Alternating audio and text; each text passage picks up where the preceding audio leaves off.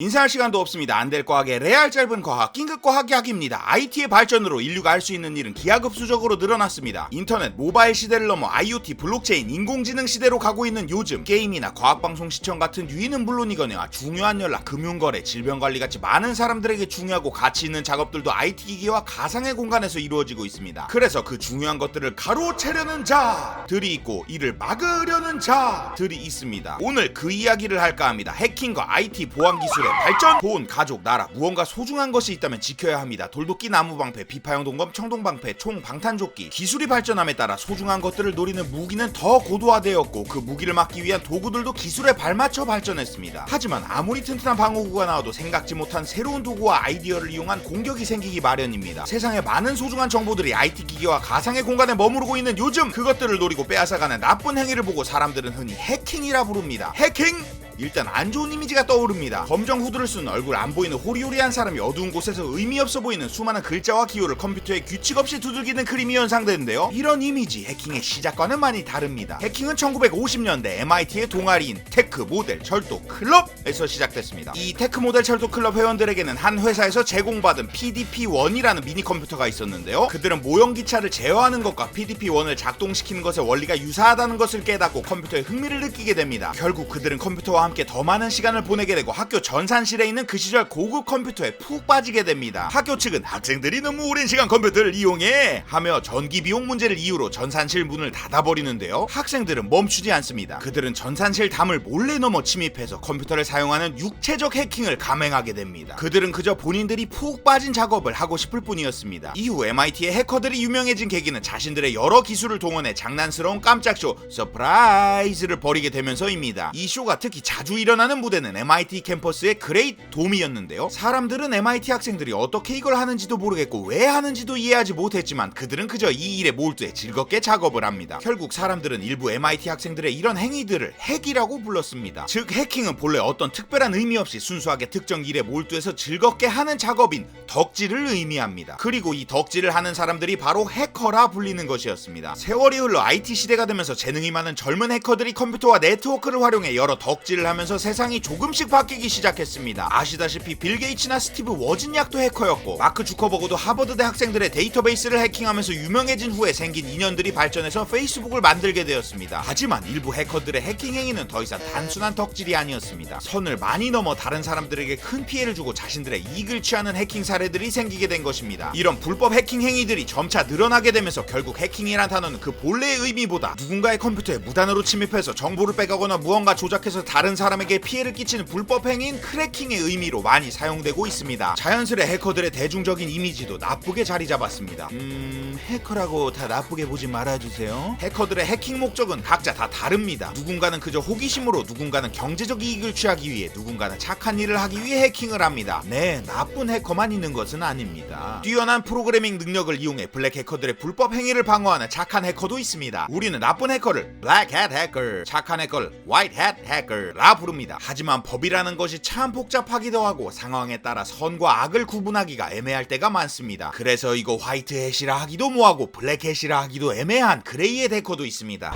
블랙햇 해커들은 지금 이 순간에도 우리가 보이지 않는 곳에서 끊임없이 본인이 원하는 정보를 얻기 위해 공격하고 있고, 화이트햇 해커는 보안을 강화하며 서로 싸우고 있습니다. 이런 정보 보안은 아주 먼 옛날 기원전 58년경에도 있었습니다. 로마의 장군 율리우스 카이사르는 중요한 정보를 전달하기 위해 시저 암호를 사용했는데요. 알파벳을 특정 자리 수만큼 평행 이동시켜 암호화하였습니다. 예를 들어 RUN에서 세 자리를 옮긴다면 암호문은 UXQ가 되는 것이죠. 이 암호문을 푸는 방법은 알파벳을 3칸씩 옮기는 것이고, 이 3칸씩 옮기는 공식이 바로 암호문을 해독할 수 있는 열쇠, 키인 것입니다. 이 문장은 제가 여러분에게 드리는 암호입니다. 우리만의 암호. 기원전 사용되었던 시저 암호는 열쇠를 찾아 해독하기 꽤나 쉬워 보입니다. 대충 종이에 써가면서 암호를 풀어보기만 해도 정보를 알 수 있습니다. 하지만 정보 보안을 강화하기 위해 줄을 더 긋고 칸을 추가해서 복잡하게 하면 암호를 풀기 위한 규칙인 열쇠를 찾기 어려워지면서 보안이 강화되게 됩니다. 시대입니다. 세월이 많이 흘러 제2차 세계대전, 승승장구하던 독일군은 군사적 정보를 전달하기 위해 암호를 만드는 애니그마라는 기계를 사용합니다. 애니그마는 일반 문장을 시저 암호와 같이 이해할 수 없는 글자 배열로 바꾸었습니다. 하지만 시저 암호와는 다르게 그 구성이 여러 기어들과 회전판이 엮여있어 워낙 복잡하고 2200만 개의 암호 조합을 만들어낼 수 있었기 때문에 아무리 똑똑한 사람들이 모여 종이에 열심히 문제를 풀어봐도 이 정보를 알아낼 수가 없었습니다. 하지만 이때 시대의 천재이자 컴퓨팅 해커의 원조 앨런 튜링 등판 애니그마 암호를 풀기 위해 빠르게 계산하는 기계인 콜로서스를 만듭니다. 결국 앨런 튜링의 기계를 이용한 암호 해킹 덕분에 연합군은 암호를 풀어 중요한 정보들을 얻었고 전쟁을 승리하게 됩니다. 이 기계는 나중에 우리가 사용하는 컴퓨터의 발명의 기초가 되는데요. 어떻게 보면 컴퓨터 발명의 기술적 토대가 비밀 정보를 얻기 위한 해킹 과정에서 쌓인 것입니다. 이렇게 빠르게 계산하고 암호를 풀 수 있는 자동화 기계가 생기면서 정보의 보안은 필연적으로 강화되어야만 했습니다. 컴퓨터의 등장으로 이제 정보의 암호화와 보안의 영역이 하드웨어에서 소프트웨어로 옮겨간 것이죠. 그래서 이 시기에 만들어진 복잡한 암호들은 일반 사람들은 풀 수 없었고 특수 슈퍼컴퓨터를 보유한 정부기관과 일부 큰 기업에서만 풀 수 있었습니다. 하지만 그런 시기도 잠시였습니다. 기술이 발전하며 개개인 모두가 엄청난 컴퓨팅 파워를 가지게 되는 시대가 오면서 보안 기술은 한층 더 강화되어야만 했습니다. 그래서 더 고도화된 복잡한 암호화 기법들이 생겨나면서 자동화된 기계의 무차별적인 폭격으로부터 안전해질 수 있었습니다. 인터넷이 발전하면서 사람들은 많은 가상의 장소에 중요한 정보와 암호를 두고 다니지요. 이때 시저 암호나 애니그마의 암호같이 하나의 열쇠로 문제를 풀 수 있는 암호 방식인 대칭 암호만을 쓰기엔 비효율적이기도 했고 해킹당할 여지도 많았습니다. 대칭 암호는 문제를 잠그고 푸는 방식인 열쇠가 중간에 유출되기라도 한다면 보안이 바로 뚫릴 수 있습니다. 그래서 이를 해결하기 위해 아티스트같이 생긴 MIT와 스탠퍼드 형님들이 나섰는데요. 이 형들은 공개된 키를 통해 비밀키를 전달하지 않고도 서로 정보를 교환할 수 있는 디피-헬먼 키 교환 방식을 발표하게 됩니다. 이 방법은 이산대수의 난해함을 이용하여 안정성을 두고 있는 키 교환 방식인데요. 상대방의 공개키와 나의 공개키를 사전에 공유하고 비공개인 임의의 수를 선택해서 계산을 하면 특정 값이 나오게 되고 그 값을 공유해서 임의의 수로 다시 계산하면 비밀키가 생성됩니다. 이후 얼마 지나지 않아 디피-헬먼 방식에서 아이디어를 얻어 1977년 최초로 공개키 암호화 방식인 RSA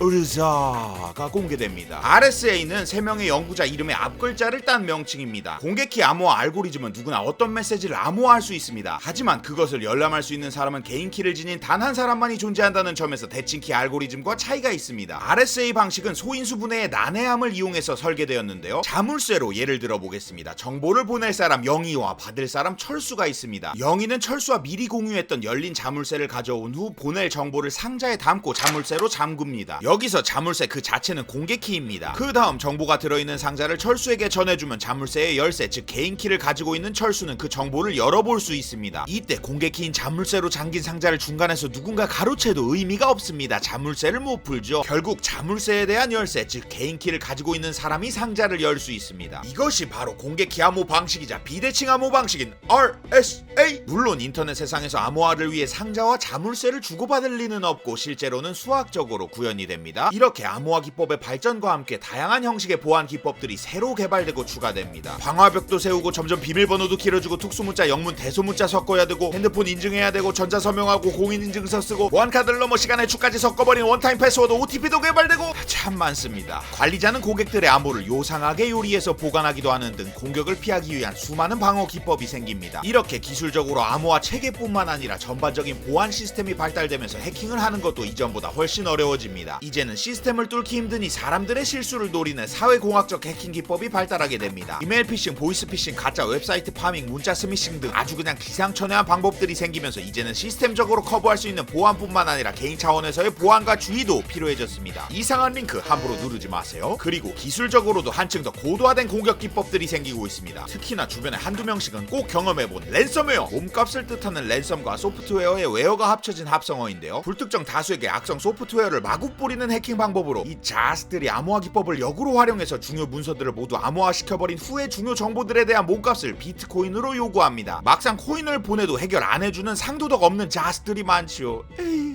2017년에는 해커들이 미국 국가안보국의 해킹 툴을 훔쳐 워너크라이라는 랜섬웨어를 만들어서 유포하게 되는데요. 전 세계 150여 개국 23만 대 이상의 컴퓨터를 감염시키기도 합니다.